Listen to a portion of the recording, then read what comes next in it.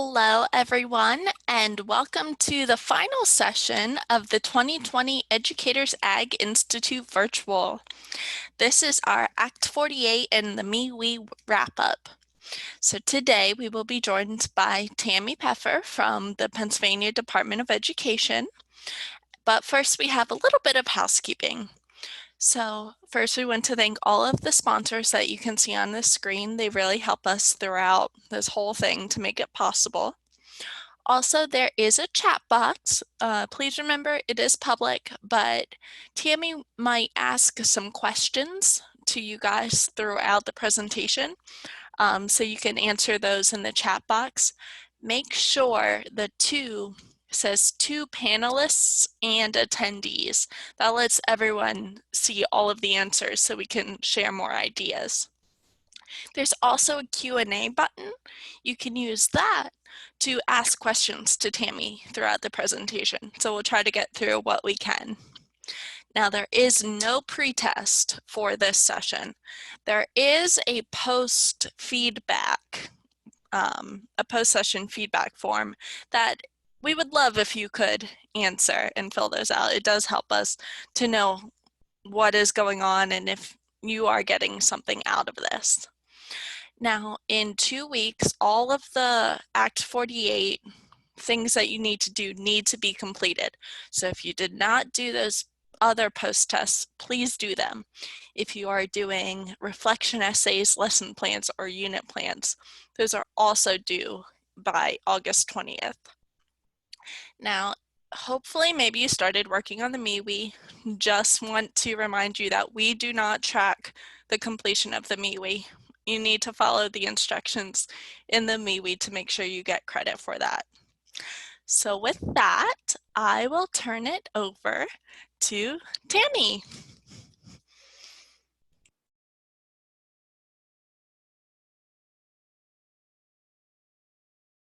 Tammy, you're muted. Thought I had already fixed that. Hi, everyone. I'm Tammy Peffer. I'm the Environment and Ecology Content Advisor with the Pennsylvania Department of Ed.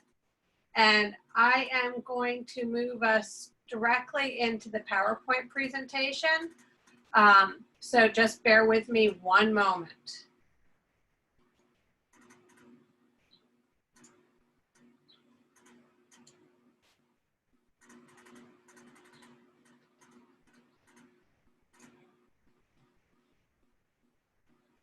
Okay, now is everybody able to see the screen?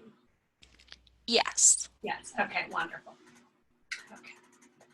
So before I get into who and what and everything that I do, I have a question for all of you. And if you could answer that in the chat, please tell me which major river basin you live in and what school district you are with.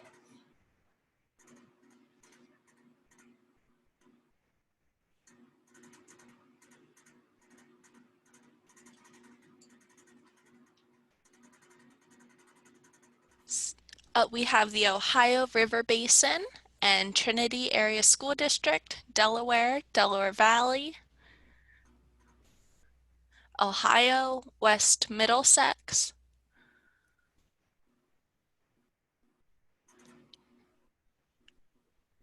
Ohio River Basin, Connellsville School District, Delaware River Basin, East Penn, New York, Hudson River, Greenwich, Mifflin County School District, Chesapeake River, Chesapeake, Genesee, Gailton School District, Chesapeake Diocese of Harrisburg, Ohio River Basin, McGuffey School District, Chesapeake, Tyrone Area High School, Ohio Conneaut School District. Okay, wow, we are from all over the state. Chester County, Oxford, I see that. So if you look at this map for just a moment, I'm going to highlight, I don't know if you can see my cursor moving. Cassidy, can you see that? Yes, okay. we can. So approximately half the surface area in Pennsylvania drains into the Chesapeake Bay watershed. And in Pennsylvania, we call it the Susquehanna River Basin because that's the largest body of water. We also have the Ohio River Basin, which several of you were from. The Delaware River Basin is the most densely populated basin in Pennsylvania. We have the Potomac. We have two areas that drain into the Great Lakes. The area near Erie goes directly into Lake Erie. The area near Genesee goes into Lake Ontario in Rochester. So when you look at Pennsylvania and consider the abundance of agricultural and industrial activities that happen here, we potentially influence the Ohio, which goes into the Mississippi, which affects the Gulf of Mexico. We potentially influence the Susquehanna, which flows into the Chesapeake. The Delaware River Basin, which goes into the Delaware Bay, which is one of the most delicate estuaries for horseshoe crabs and the red knots, which are both slowly becoming close to threatened and endangered. The Potomac, which again ends up down near the Chesapeake area. And though we are not in the Hudson Basin, the water from the Delaware River Basin helps in the upper areas in New York, helps supply water to the entire urban metropolis of New York City. So our water quality in Pennsylvania is essential to places that we probably never imagined. So just keep that in mind as we're moving through this, okay? Oh, let's go on to the next one. So throughout this session, we're going to be talking about Pennsylvania's responsibility for environment, ecology, education, and within that falls the agricultural education component. We're going to do an introduction into MEWEEs. We're going to talk about how MEWEEs fit into experiences that are both able to be in class, out of class, hybrid, or completely digital. And we're going to talk about tailoring instruction. How you can twist things up, and especially since we're doing a lot of the twister game when it comes to teaching activities, we're going to really teach you how to shake it up and adapt. And then we're going to talk about some resources. So in Pennsylvania, we have a mission that says that our goal is to create productive, literate citizens. And specifically, there is an act in Pennsylvania, the Environment and Ecology Education, or excuse me, the Environmental Education Act, that states the Department of Education in hand with the Department of Environmental Protection and the Department of Conservation and Natural Resources are required by law to ensure that every student has an opportunity to learn about their environment through a variety of activities in school and out of school.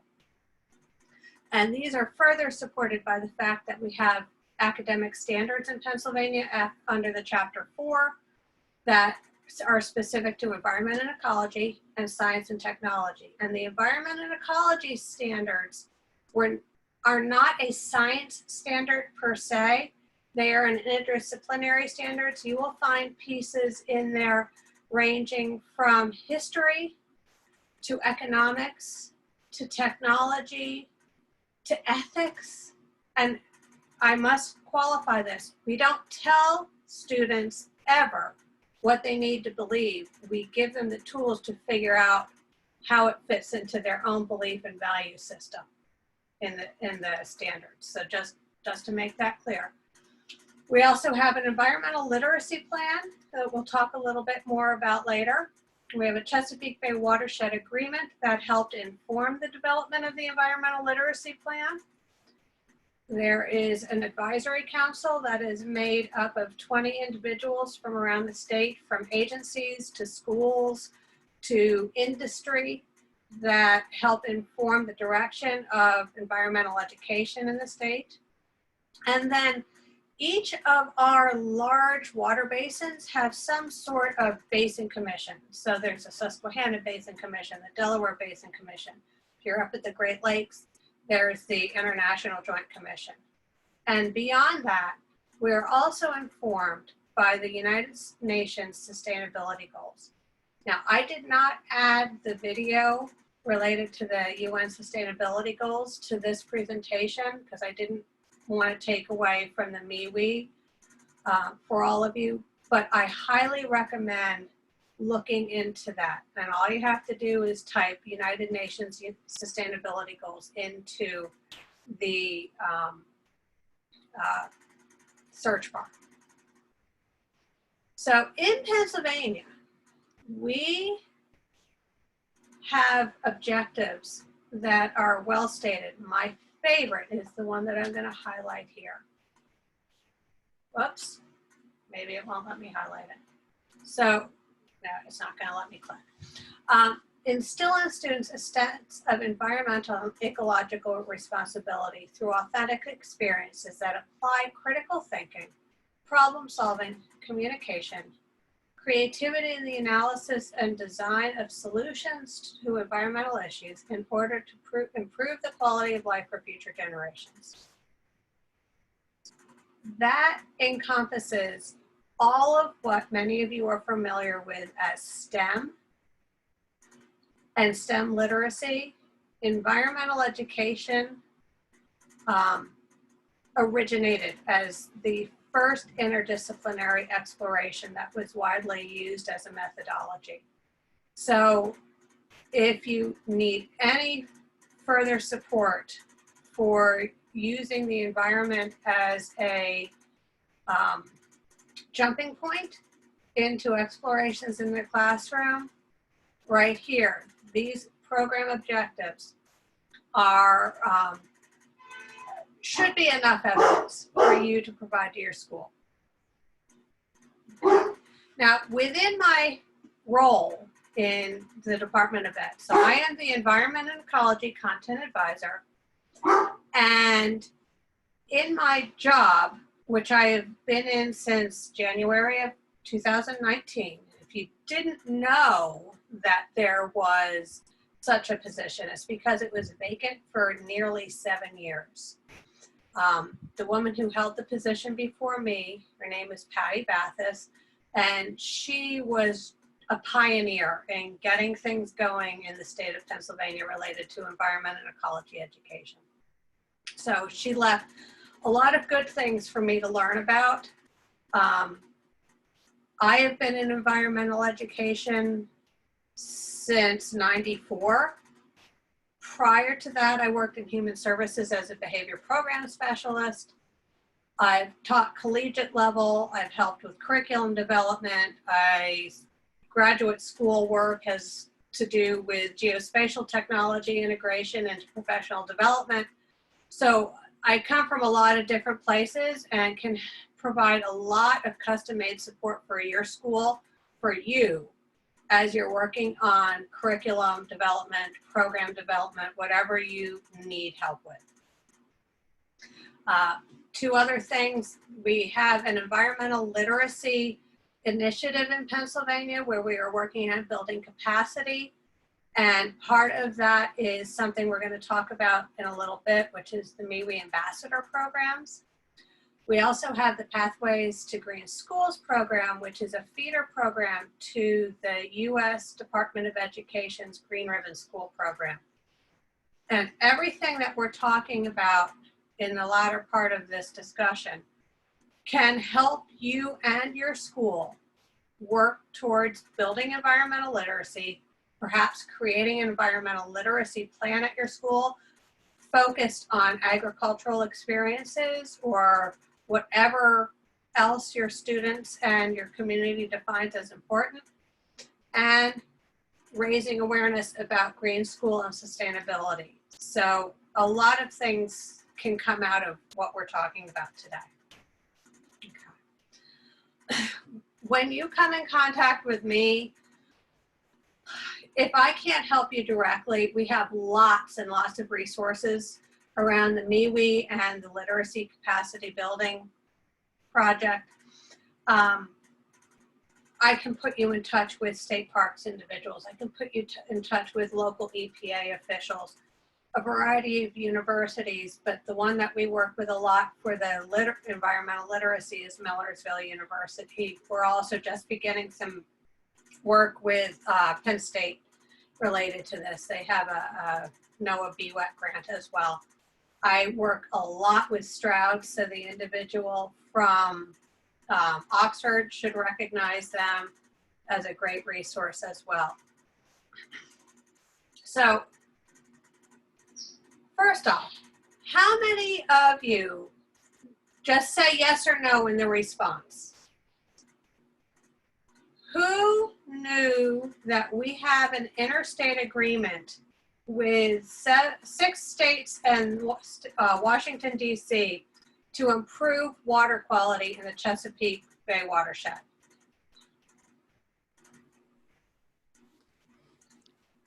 We have a decent amount of yeses, a couple no's. Great. Well, it's interesting. There are some groups that are familiar with it and some groups that aren't. But for a very long time, there's been this interstate agreement, and it started in '83. And for those that you remember, that was when you would first start seeing little signs as you're driving back and forth across the state. You are now entering. Well, now there are huge signs saying you are entering the Chesapeake Bay. Now, something that some of us are proposing, and perhaps your students, by the time we're done with this, could take this on as an action project. Not only you are leaving the Chesapeake Bay, but what's the next watershed that you're entering? Or what's the next water basin that you're entering? So improving watershed awareness helps in many areas. But there are several very important goals that were set. You know, the Chesapeake Bay is an amazing fishery and an amazing nurturing nursery for wildlife. So the agreement goals cover things from fisheries, habitats, water quality, including sediment load, toxic contaminants that can be carried both through air and water deposition into the watershed, healthy watersheds in general, creating a sense of stewardship, looking at land conservation to increase the amount of covered land, well, by vegetative covered land as opposed to impermeable surfaces, looking at public access and recreation and climate resiliency, which talks about it doesn't matter whether you believe the cause of climate change is due to man-made or to natural causes. That doesn't matter. The fact is that there is documentation that things are changing. So how can we create habitats and environments that are more resistant or more capable to be resilient after a flooding event, or to have places where we can have water absorption that is more efficient. So those are important pieces. But the piece where we come in as educators is in the environmental literacy component.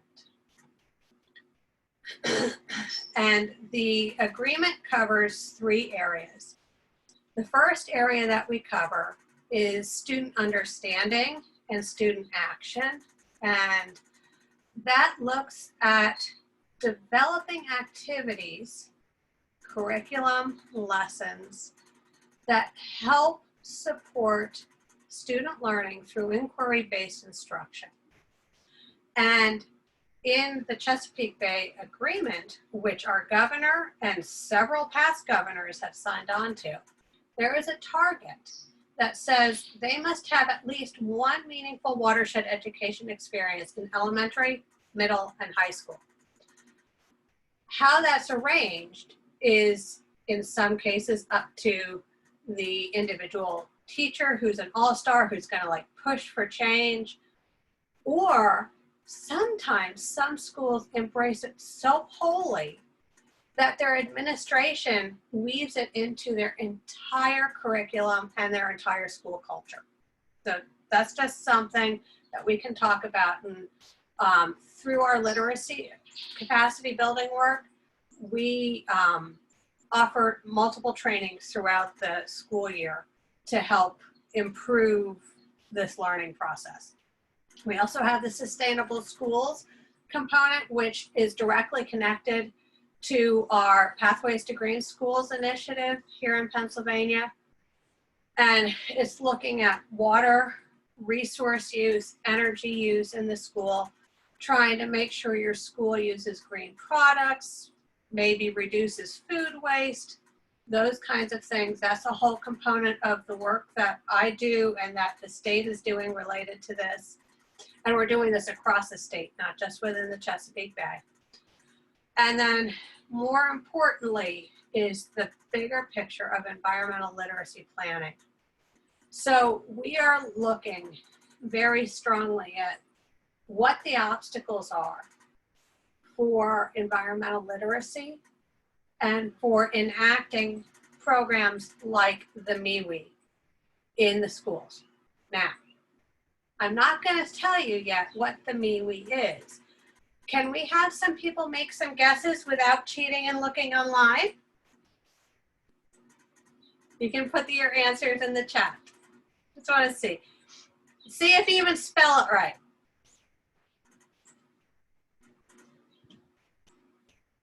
Okay, I'm going to give you a heads up. MEWEE. So what do you think MEWEE stands for?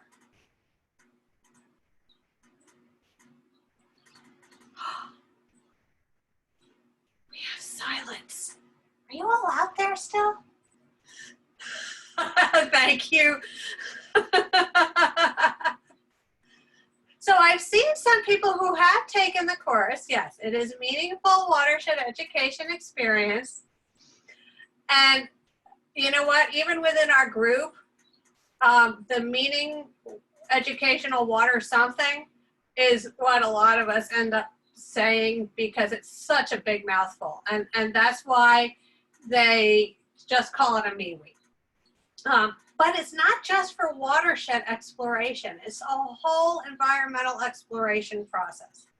So we're going to go to the next slide and we're going to watch a little video. Now, if anyone is in a region where you have low bandwidth or have issues with things cutting out, this video is also available on the Bay Backpack, which I'll share the links with you later, and they'll be in this presentation, which is part of the MEWEE support program. So here we go.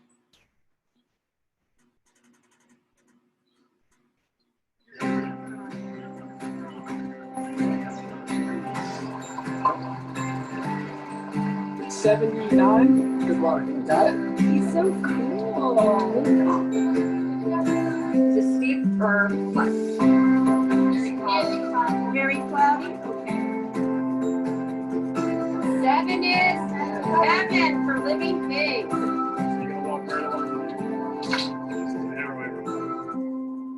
If you see a non-native invasive, point your finger in that direction. Oh my goodness. Between 0 and 4. What do you think? 4 or 5? As a scientist, the way you find out is you conduct an experiment. I wanted to learn more about plants, especially from like this side of the world. In a classroom, you don't get the hands-on experience versus here, like we actually get to see the plants. You actually get to like identify. Is that it, Jayla? But the volume of water is going to be very high. like anywhere that you see compost, like on top of this hill here, down in this little valley. A lot of that pollution that's coming in is coming from all throughout the watershed.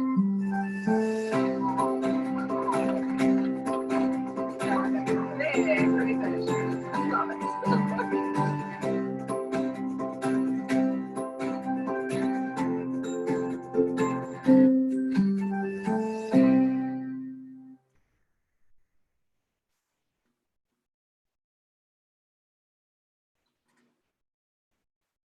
Oops. Okay, so we are back. The meaningful watershed educational experience. So it is project-based, problem-based inquiry learning. And there are lots of different ways to set it up. I have seen some schools that have done this completely student-driven.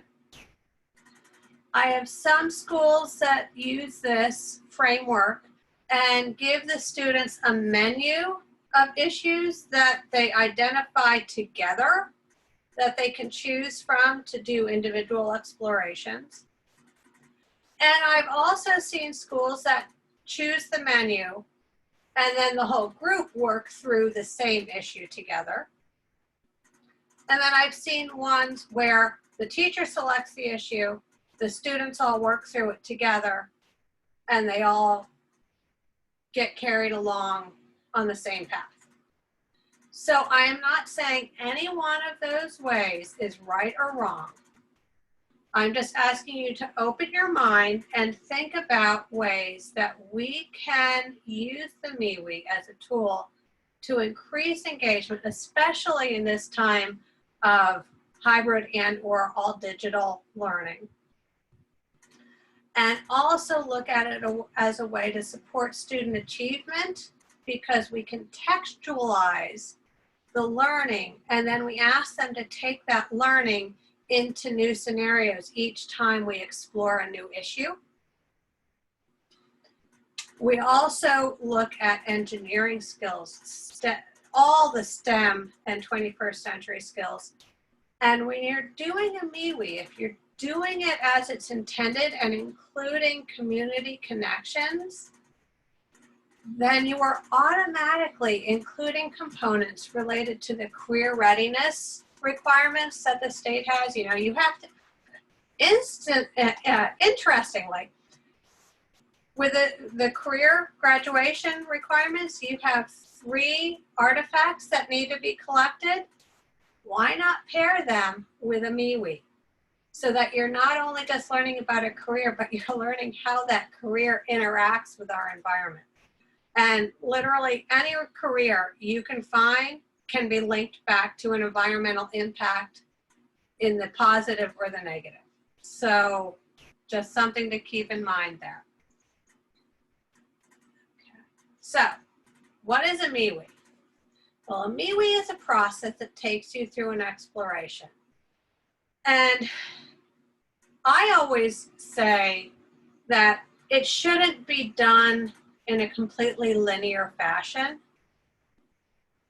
because when we get to outdoor field experiences, we will see that at times it is an outdoor field experience that can lead to the investigation of the issue. And in this hybrid time, where you might have to jump from in-classroom experience, if you even start there, immediately into hybrid zone or into all online, this learning process can actually open doors for so many disciplinary explorations, from math to reading to art exploration to engineering to the social studies, anywhere from civics to history to economics. So just keep that in mind as we're going through this. Think about a trampoline and how if you hit it in one direction, you get shut off in one direction. If you come back and bounce again, you might jump in another direction. And the MEWEE is really a springboard to interdisciplinary exploration. So we already talked a little bit about why it's a hybrid fit. And this ensures that you can have student-driven exploration. They get a chance to explore in their own environment, which right now in many cases is our own backyard or just our own neighborhood or the local playground. You can tie their observations and their learning and their projects to the academic standards within a local context. And it is a sustained process. Whether you're doing this all classroom, hybrid, or virtual, these kinds of activities can happen no matter where you are. And your students can be in your classroom. You will have to provide some support and structure, just as you do with any exploration. You know, maybe redesign some of the things that we're looking at and create age-appropriate forms, but you don't have to do it all, because a lot of people, especially the team from NOAA, has already been working on doing some very age-appropriate activities to help launch you into this. Okay. So again, what I have been saying, student-driven exploration facilitated by the teacher but not directed. And this can work even with kindergarten level students. So if you could do something for me right now, put the grades that you teach in the chat.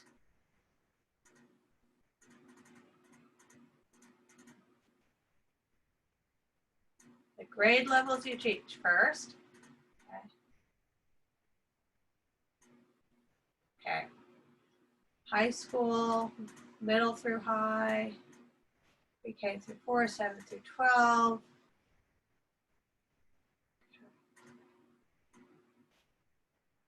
Okay, wow. We have a very wide berth. And the neat thing about all of this is that the MEWEE is supposed to be produced, or the kids are supposed to be involved in it somewhere in the K through 3, and then in the 4 through 7 to 8, and then in the high school levels. So while the materials that I'm going to be giving you today are for you to help develop things, you are the specialists who know how to break it down into your categories. Have you all, Cassidy, have they been shown the PDE SAS page? We did not. Okay. We had a link to the, I'm blanking on what it's called, the group.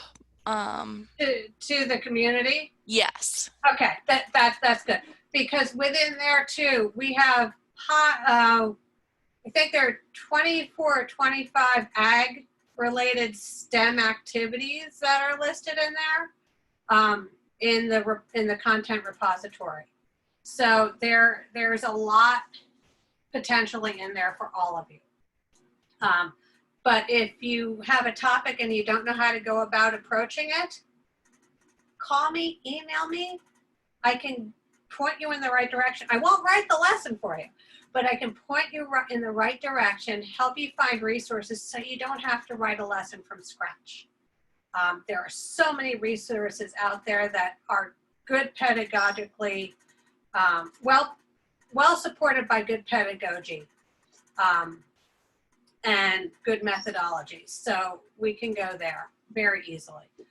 So a MEWEE can be based on any environmental, agricultural, environmental justice, social justice issue that your students or you choose to explore. You do not, let me repeat, you do not need to be an absolute expert on everything that your students want to explore. Part of this process is modeling learning behavior and critical thinking behavior. So if you don't know how to do something, you can model the exploration with your students and figure it out with them. And that gains a lot of respect from students, whether they realize it at the early ed levels or at the high school level. Talking through how you're processing something and exploring something is one of the best ways to encourage critical thinking, because they see how they're doing it and then ask them, well, is that how I did it? Would you have done it a different way? Would you have gone in a different direction? And that teaches everyone that their ways of thinking about things are all okay. And we just have to think about how we think about things. But one of the things that agriculture and environmental studies bring together is this thing called the Food, Energy, Water Nexus. And it's a new way to bring all the disciplines together and understand how it's kind of like a giant spider web or a giant cat's cradle, you know, the string game, where if you pull on one side, it's going to change something. So if you change food supplies, it's going to affect something else. If you change water availability, food and energy are negatively impacted. If you change energy availability, food and water can be negatively or positively impacted. So everything is connected, and it's kind of this spiral, even more complicated than a double helix. Within the MEWEE puzzle, oh geez, that's a typo. Learning Ecology, that's supposed to be facilitator. I will fix that for the formal one. But we have experts in the field. We have experts in the classroom. We bring those together to do a very successful MEWEE. And you have facilitators. You have scientific or cultural authorities, civic authorities. You have a tone and message that gets carried. And part of what the MEWEE message is that we all can explore, and we all have ownership, and we can all take action. We don't determine what any student's action is, because it has to be something that they, Diane, I just saw your ag education's the original STEM. You know what? I think ag education and environmental education have always been one and the same. It's just they had two different audiences because they've all come together. But yeah, I like that too. I like the ag education. I'm sorry. So getting back to this. So tone and message, it's about not telling someone what to do, it's helping someone figure out what to do that works in their life. Co-planners, you can look at different resources. You can look at investigation sites to come up with different planning venues. And did you know that if you all go through the MEWEE 101, that is the first step in becoming a MEWEE ambassador. And there is a statewide network of individuals who have gone through the training online and then taken additional trainings through our capacity grant projects or through more of the NOAA projects and become MEWEE ambassadors. And that's a big step, because then you can also act as a mentor for other schools that are coming on. I don't know if you noticed in the slideshow, there was a teacher with blonde hair who kept showing up. And she is a teacher at Conestoga Valley in Lancaster County. Her school has actually integrated the MEWEE process across all grades, her whole district. There's another school that I know of that just pops into my head right away as well in Westchester that has integrated MEWEE into their whole school. And they actually wrote into their curriculum one of the components of MEWEE as outdoor learning experiences. And they differentiate between them and a field trip because the outdoor learning experience is essential to their curriculum. It is an integral part of their curriculum. So if you need assistance in figuring out how to do that, I can help connect you as well. So the first thing that you do, and the MEWEE book says this is the first thing that you do. However, figuring out what the issues are may take some observation first, and that can be done through an outdoor learning experience or through exploration and research in the classroom before anything gets started. So just saying that there.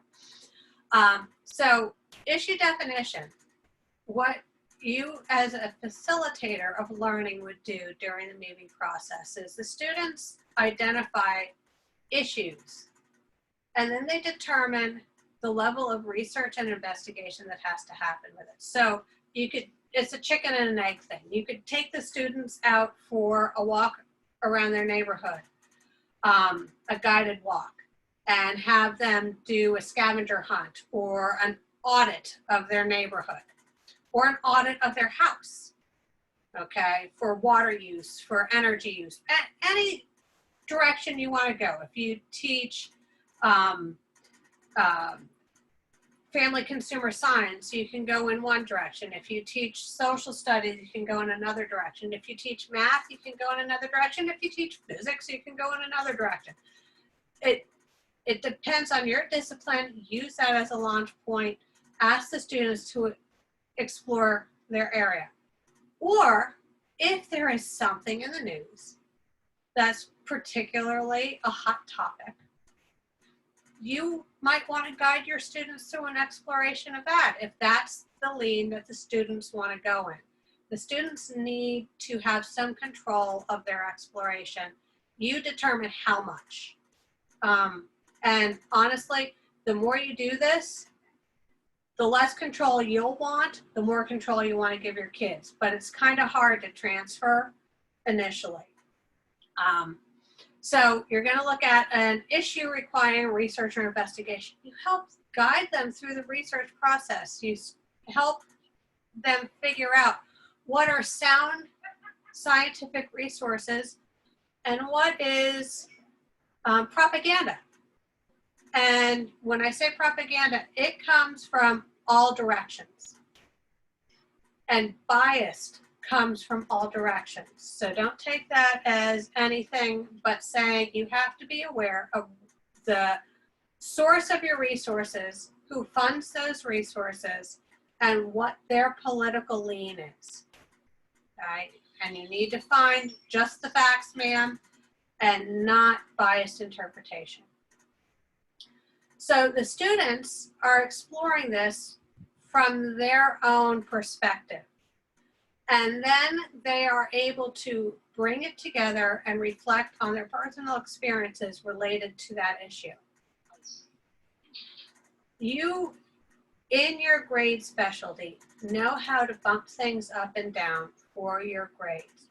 But again, I'm here if you need assistance. Springboard activities, intro activities that follow the 3D or the 4D process, so that you can begin to develop age-appropriate activities. The outdoor field experiences, again, I said the MEWEEs should not be linear. They need to be iterative. And the outdoor field experiences are very important because you need to look at collecting data through observation and data collection. I can put you in contact if you're going to have students do explorations on how to follow correct protocols. Pennsylvania State Parks has an amazing watershed education program for 6 through 12. And then there are also other national programs that have great activities for data collection. And then once you have the data, you can do the math, you can do the reading, you can do all those other pieces with it. I highly suggest that, and especially in the hybrid zone, or in the digital zone of education that we're in right now, is that you encourage the kids to do outdoor exploration, bring the information back in, process it, go back out and confirm, or once they've learned more, go back out and look for more pieces. It should be going back and forth. Scientists don't just go outside, study once, come inside, work in the lab, and never go outside again. So we need to make this like something goes back and forth, just like ag education goes back and forth, just like environmental studies go back and forth. Now, we can do traditional data collection using these outdoor field experiences. We can do art sketching. We could do nature journaling. We could do more subjective pieces. We could do creative writing. All of these pieces should be part of outdoor field experiences. And again, it depends on your students' interest. It depends on how your students like to express themselves. If you have students who are very artistic but hesitant to use the written word, perhaps have them make a comic book or a narrative or a storyboard of what they're trying to study and learn. Have them describe in picture, but then give some text to back it up. And that helps reduce some of the stress there. And like I said, outdoor field experiences in normal time could be off-site or on the school grounds. In this time, they're actually easier to do because you can send the kid, during your lesson and say, go outside and check this out, come back in 10 minutes and give me a report. Or go sit out on your back patio and count how many times you hear a bird sing. So there are lots of different ways that you can do integrated learning. Now this is neat. The process of synthesis and conclusions brings students to determine their own and to own their own actions and decisions. So they analyze and evaluate their issues of investigation. If there's data involved, they describe and analyze what the data has told them. And then they figure out ways to share that information. Now, if this doesn't sound like what scientists do or what researchers do, or if I should say, it should sound like that, because this is exactly how a scientist or myself, if I would be doing a research paper, how I would go about setting up an experiment in a research process. So the neat thing too is action projects don't have to be planting. They don't have to be muddy. They don't have to be insect laden, as some of the teachers that I've met in the past have been very worried about, because you have to answer to parents as well. And I know a lot of parents are concerned about insect bites, tick bites, poison ivy, things like that. I highly recommend that everyone experience them at some time in their life, but there are other ways to do things. So say you chose an energy audit. Say you're a physics teacher and you're talking about energy and energy production. Say you chose a home energy audit. Well, maybe your student group or one student could choose a campaign about energy use and reduction. Or you could, if you have someone who loves communications and is like a social media whiz, well, maybe you could do some community engagement with the PSA. Or maybe you have that student who is the budding civil activist, or someone who's maybe not but wants to understand it better. Well, you can take civil action. You can do letter writing campaigns. You can do a whole lot of different things. Action is what the students determine it to be. Okay. So I'm only 5 minutes behind what I thought. So if you could all take a very short break, go get some water and get rid of old water, and come back for the session at 2:55, if you could, please.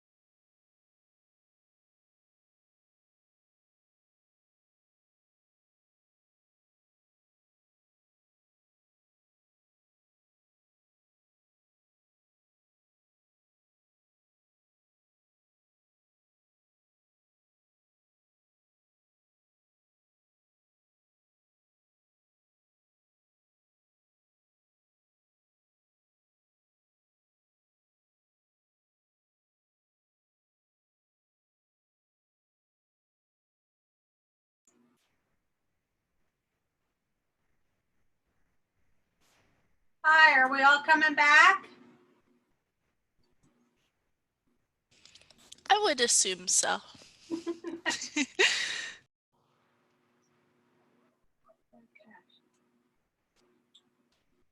If you all could, or if you're hearing this, just put "I'm back" in the chat box so we can tell you're back.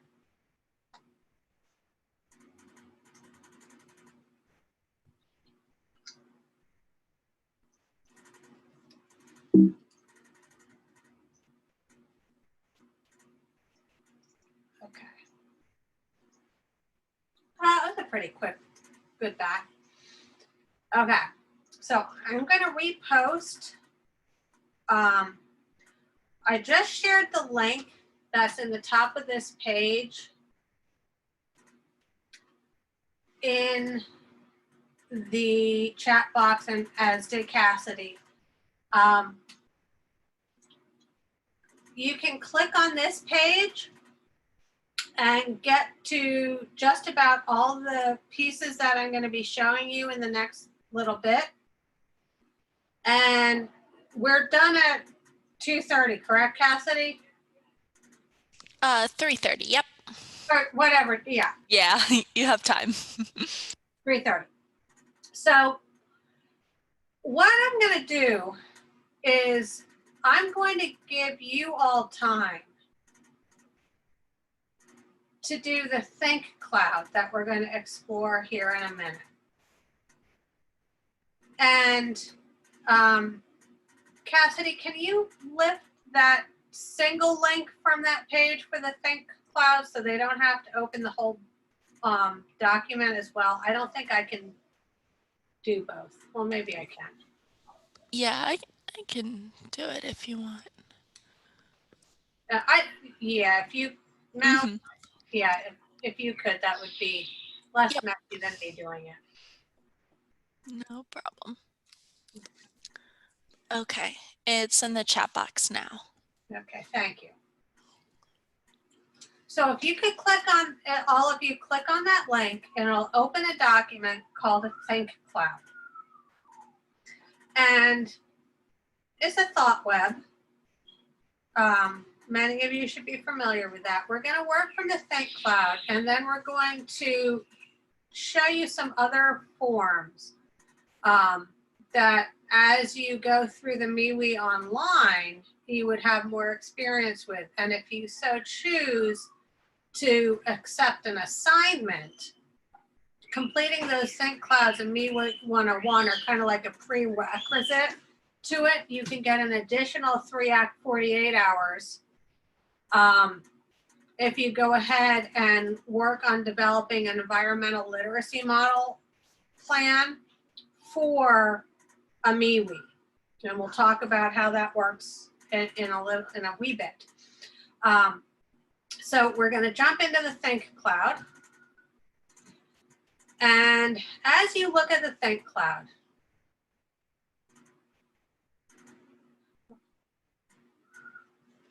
okay, I normally don't call specific people out, but Tiffany, I am so glad you did the 101 class. As we're going through, if you want to make comment, feel free to. And before we get going, I'm going to back up and answer a question from Diane specifically. In the chat, Diane asked, if you have a project on a school campus that you know needs to be done, such as water remediation, how do you back into that? How do you have the students do inquiry and hands-on but didn't pitch the actual action? Okay, so this was the one where I said the teacher can guide through the students through an exploration. You might pick an area to explore and stage the observation questions towards where you want them to look. Like give them hints. I mean, seriously, that's what it is. So you could change this think cloud for your students, or there are some other online resources in the Bay Backpack where you could start with an exploration in your classroom. Diane, what do you teach? If you could just pop on and say it, that's okay.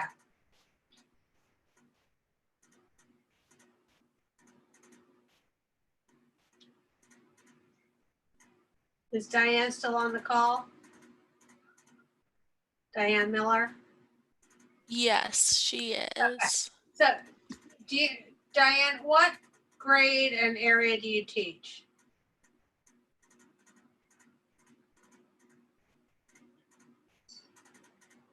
Okay, we'll come back to that.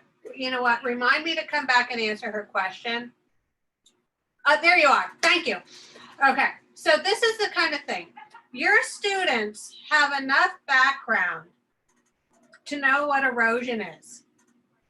Your students know what or should understand what factors, including slope and cover, lead to more runoff. So you could have them do a schoolyard audit if you're not going to be at school, if you are going to be at school, and go out and assess areas for erosion issues. And that could be where your project is. That's how you back it out. Or you could go out and have them say, okay, we're going to explore issues with water on our school property. They could go out and look at that. There are lots of different ways to draw them in. And that's one of the more obvious ways. You could actually give them an assignment to look at things related to it, but not spell it out as well, and then take them outside in an outdoor exploration. So there are lots of creative ways to do it, and if you want to talk more about it later, but I think as we go through some of these activities, you'll see some ways to guide them through it. And if you look at the Bay Backpack and the MEWEE 101 course, there's also a MEWEE 201 course, and right now the resources for that are primarily Maryland based. We in Pennsylvania, because I only started my job a year and a half ago, we are about 2 years behind now. We were 5 years behind when I started. We're really working fast to catch up. And so we will be working to compile this information over the next year and a half. Maryland has an advantage too, because they frequently work with the NOAA team directly because their office is in Maryland. So the MEWEE cloud. So your students think, oh, Diane, excellent. I'm so excited. Yeah, we'll bring you along. So the MEWEE cloud is a way to just start putting observations together. And you as a teacher can work on this with other teachers and your administrators. Or you could do something like this with your students. So what is recommended is that you first identify whatever issues you think you can identify in your area. So I'm going to make a suggestion that we talk about something ag related. So let's have in the chat, have people list ag/environmental issues that you think need to be explored. So throw that in the chat.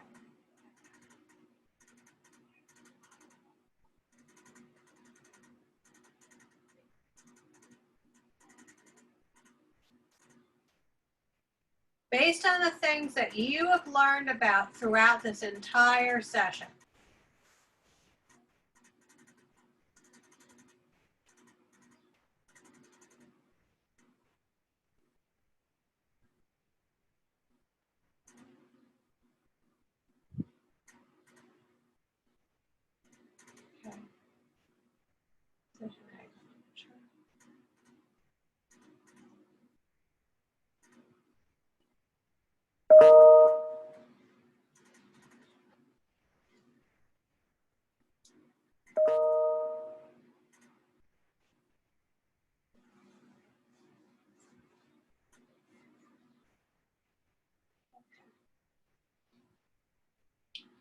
So I see lots of different things, some of which, well, you know what? I see a whole lot related to nutrient load and sediment load, all connected to erosion, with the exception of the methane. But I see a lot with things being added to the water. So let's look at, why don't we say our idea is to explore non-point source pollution or runoff. Oh, I like that last one though about the soil compaction. So we'll pick the one that had a lot to do with water and water flow. So MEWEE idea, or you could do your own as we're going through this. If you look at the sheet that we shared the link to earlier in the chat, what you would do with this MEWEE Think Cloud is once you have the issues that are identified and as a group, as students or teachers, for this year's project for MEWEE, you pick something to do with erosion and sediment load, or erosion, nutrient, and sediment load.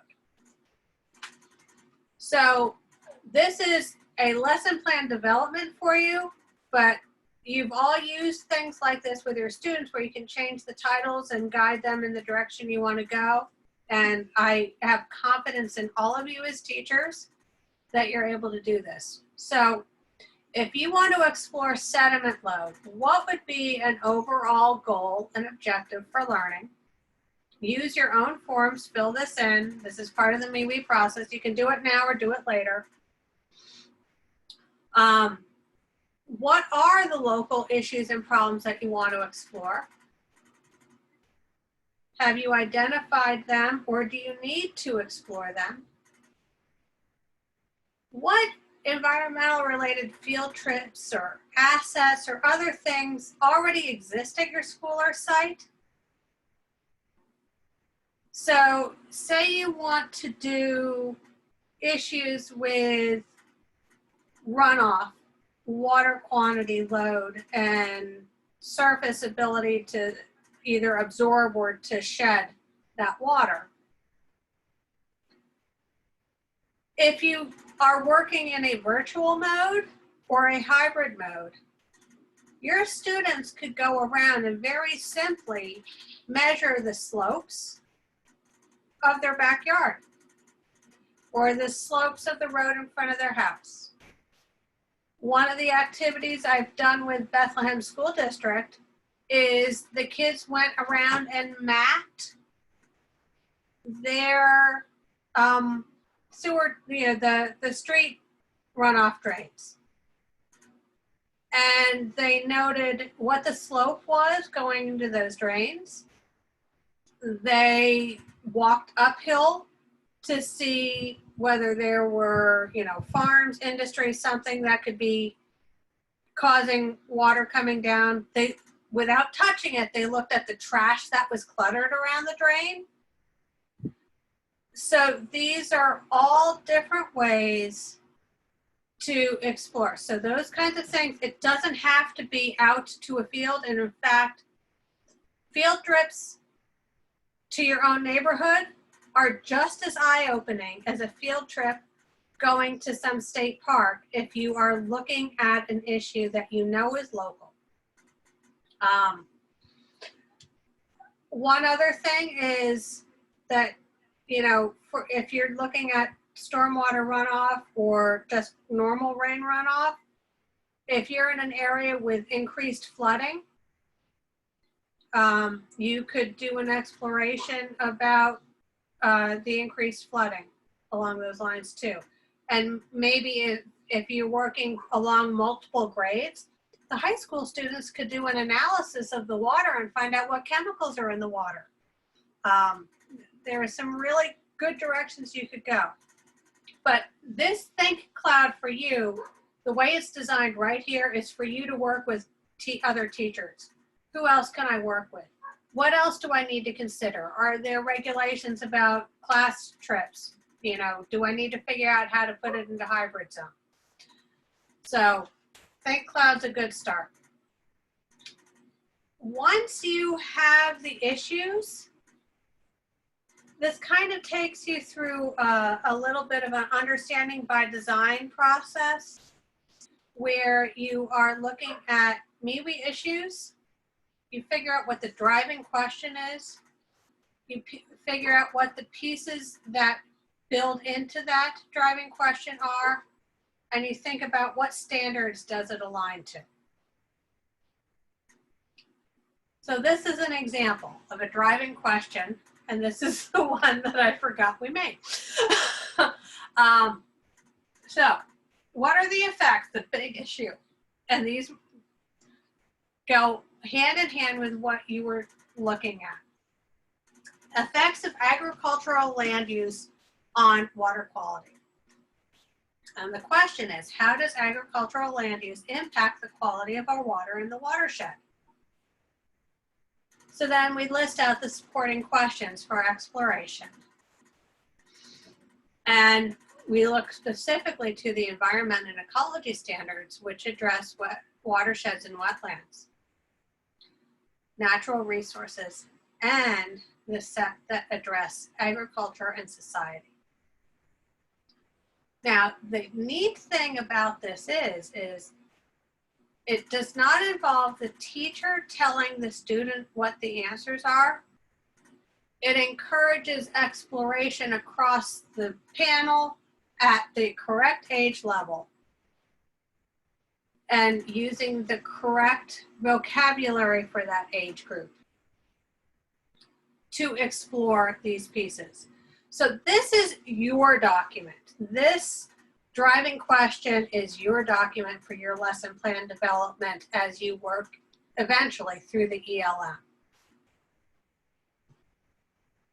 Thinking about outdoor field experiences, you consider how many do you want to use? How frequently do we want to do this? And like I said, if you're working in hybrid or virtual, you can send the students out to their outside space, whatever it is, their back patio, their porch, looking out the window. All depends on where they live. And you've got to keep that in mind. You know where your students are. How many times a day are you going to ask them to do this? How many times a week are you going to ask them to do this? Is this something that you could connect to your ELA class that you teach and have them step outside and make an observation and document it every day before they come in and start their activity? Or could that have been their homework assignment the night before? Okay. You have to decide what the setting is going to be as well. Is it going to be a huge thing, a large geographic area, or is it going to be a backyard? And what's neat is if you apply this in a teaching setting in today's day and age with the hybrid, you can have students making observations during their outdoor exploration and then have them all bring it together in a map that you create through their student input of what the different issues are in the different neighborhoods. So you might have the students doing a small exploration, but you're helping build their sense of place by showing them where they are in that local watershed that your school lives in. Okay. And You can choose measurable or observable variables, or you can choose both, because many scientists work in both quantitative and quantitative arenas. If you're setting up an experiment, you're going to measure different variables. You want to measure two, one that's manipulated, one that is stable. And then you see if there's some kind of a relationship. So it could be something as much as, I'm looking out my window, it's not overly sunny. How many birds do I see at any one time? What's the maximum number of birds I see on a sunny day versus a rainy day? That's something that you can do with kindergarten kids. With high school level students, if you wanted to make some kind of activity like that, is have them work at the species level and figure out what the activity and behavior patterns are of those birds and how many they see. So there are lots of different directions you can go with it. And I know I'm jumping around a little bit, but I'm trying to get you to realize that this doesn't have to be just about water. It can be a big, big picture, or it could be multiple topics. You have to use your imagination and let the kids use their imaginations. So here's an example of an outdoor field experience setup. And I think about the different sites. And this is Pan Manor High School. So they could either work at their high school, they could work at the Central Park along the Conestoga River, or they could go all the way over to site to the Susquehanna. Now, these are things that you have to take into consideration. If you're asking the kids to go someplace that's not close to their home, especially in COVID time, just take into consideration. And there are some really good resources through DCNR that talk about how to encourage sound behavior when you have students involved in outdoor exploration. So you could cover that with the students, and actually, instead of you giving them the rules, have them set up the rules. And if you need some guidance on how to do that, I'm here. You know, look at the site. Be analytical for yourself. Does this site work for you? Does it work for me? Does it work for the topic? And does this site have the resources that you need? Are there more things that you need with it? Are there fees associated with it? And I would add something else to this is, you know, the site providing resources, look at interpretive materials that that site provides as well, because sometimes they might already have some discussion that you can use to lead into exploration. Okay, so as we're moving along, one of the last pieces is you and your students are identifying a driving question in the student-driven ELM. Through the MEWEE right now, this is just getting your head wrapped around where you want to go. And remember I said that sometimes you could have a common theme, but your students all go in different directions. You could also have a common theme and have a menu of directions if that makes you more comfortable, or you can have that single thread, but have the students all do their own things and report in and provide their feedback into it. So there are lots of different ways you can arrange it. But supporting questions, remember in that chart where we had the standards, we had supporting questions that went with a driving question. And then within that, we had different pieces that feed into each of those supporting questions. So this gets you to think about, okay, these are the supporting questions. How can we investigate? And what kinds of tools can I use? What kind of assessment tools? What kind of synthesis, conclusion, analytical thinking tools can I use to get my students to bring the pieces together and to move beyond collecting data to making conclusions and then making recommendations for action. And when you have the students very involved in this part, that is really where they demonstrate their learning. There is a lot of research in this area that confirms this as well, that when you go beyond the exploration, the initial exploration, the initial data collection, when you start moving into this synthesis and conclusion, and then asking them to make recommendations of action justified by their data, then they start to see that full circle and how everything is connected. Okay, so here's an example. Now, this is the teachers working, but there's no reason why you couldn't modify this for your students in the process either. And there are actually some really good lessons, as I mentioned, on Bay Backpack that have a lot of these tools already set up for different grade levels. So, you know, asking what actions could address this problem, issue, or phenomenon. Yes, Lauren. I just saw Lauren raised a hand. You can unmute, I think.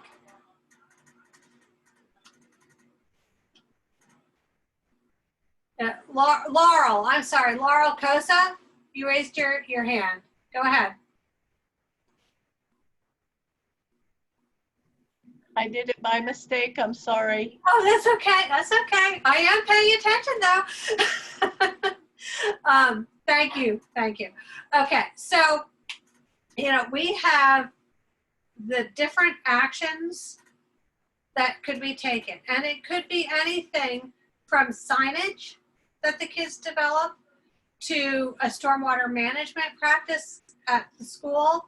So if this isn't telling Diane that your question fed right into this, I think that was quite fortuitous. It could be things like stenciling. It could be, you know, advocating for planning changes. How would it help it? So this is not just for you, this is for your students. So you can work through and think about it, and then have your students work through and think about it, and see if you come to the same place. And in many cases, that doesn't happen. In many cases, the students, because they are thinking outside of their box and they haven't been taught to censor their thoughts yet, they'll come up with things that are just amazing. And these are the kinds of places where you get some of the best STEM-based projects that are technology-changing projects to grow and build. And I will tell you that one of my favorite school districts in Berks County, they had students who identified chicken manure abundance as a major environmental issue because there are lots of big CAFO chicken farms around their school. The girls researched how to process chicken manure or the nitrates, and they turned the chicken manure into little glass crystal pieces that they've turned into jewelry, and they're selling it. So I'm not going to repeat the joke that the kids always say, you know, about what this little piece, but they just love this project. They've done some amazing things. We've also had schools develop a vacuum tool that creeps up and down trees, sucking up spotted lantern fly nymphs. So yeah, there are lots of actions and lots of STEM-based actions that can come up with this. You should all be seeing now the page where the MEWEE backpack is and the MEWEE training information. You automatically get 6 continuing ed credit hours for the MEWEE 101. And if you go ahead and move through the 201, and complete the ELM and turn in your materials to me, I will assign an additional 3 hours of training for that.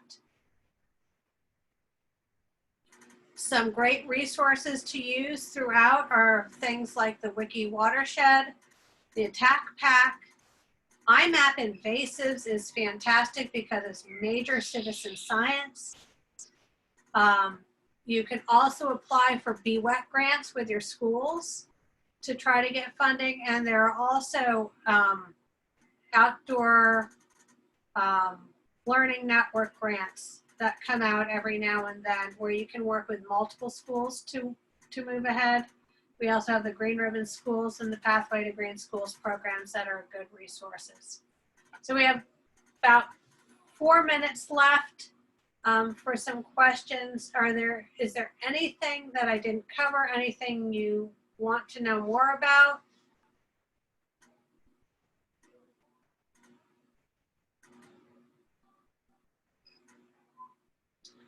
Okay, well, you get that next, Lindsay.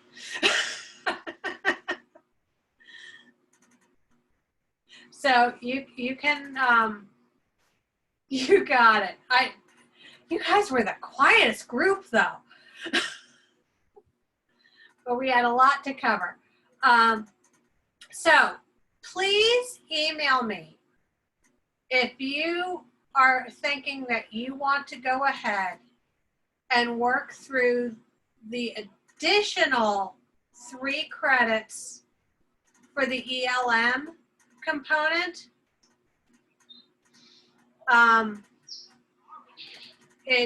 It's done through the MEWEE 201. But what I would like if you do that is I want to see what your plan is to get this going in your school. And then as you go through it, for all of you, if you don't mind, if you're interested in the MEWEE ambassador programs, we will be setting up multiple trainings over the next year or so, virtually with our network to provide trainings, both the introductory trainings as well as some higher content level and higher planning level curriculum. So those options are there. Cassidy, do we have anything else we need to do before we're done? I don't think so. We will, tomorrow, everyone will receive an email and it'll have links to all of the resources that Tammy shared, her email address and everything. So I think that should be it, unless you have any final comments. No, I don't. Does anyone else have anything? All right. Well, then we can wrap up. We do have a post-session feedback form if you all could take that. But if not, thank you so much, Tammy, for helping us with this and how to apply what we learned to classrooms. And also thank you everyone for attending and your participation along the way. Okay. Thank you all. Thank you. Bye.